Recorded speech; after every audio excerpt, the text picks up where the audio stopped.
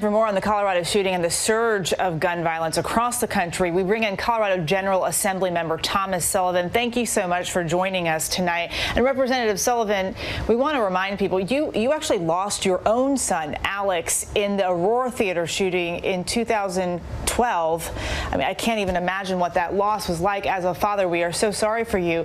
But seeing yet another mass shooting in your state, what's your reaction to this tragedy and the timing just 10 days after Boulder's assault weapons ban was blocked in court? Yeah, I mean, it's, we're trying, we're doing the work here, on the state level, but we're just not getting as much help nationally, in some enactment of that. I mean, we passed an extreme risk protection order here in the state 2 years ago.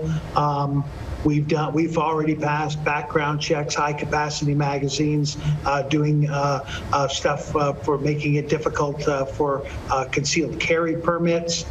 Yet this, continues to happen.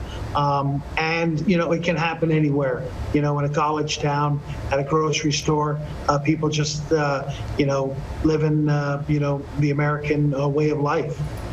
And I know you've been lobbying for firearms, background checks, and magazine limits in Colorado. Describe for us the pushback to gun control measures in your state. And do you think, at least in Colorado, this tragedy will move the needle on gun laws, or could it instead reinforce the idea that we need more good guys with guns? No, I mean, as I say, 2013, so after the Aurora Theater massacre in July of 2012, and after the Sandy Hook massacre in December of 2012, here in the state of Colorado, we've passed 5 common sense bills. We've already passed a background check. Everybody has to get a background check here in the state of Colorado. We have limited high capacity magazines to 15 rounds. We make people pay for their background check. We make people actually have to come in and get a concealed carry permit. But we also, because of the fear that is being peddled by the Republican Party across this country, this past year, we had a record-setting number of firearm transfers here in the state of Colorado. Over 500,000 of them were bought and sold.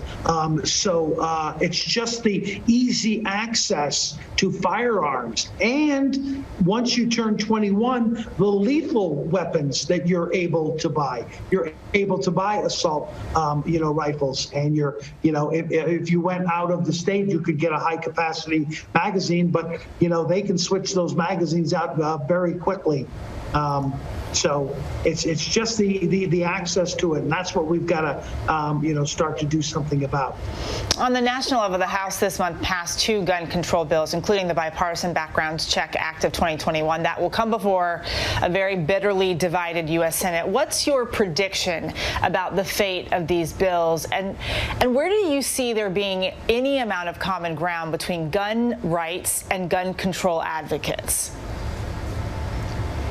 Well, I mean, it's got to go through the Senate, and unless we, defeat the filibuster, I don't think we get 60 votes. I mean, if we couldn't pass a background check after 26-year-old children were murdered, along with 6 of their, teachers and principals, and their parents came down and stood in front of them and gave them that story about what that was like, and this was at Christmas time.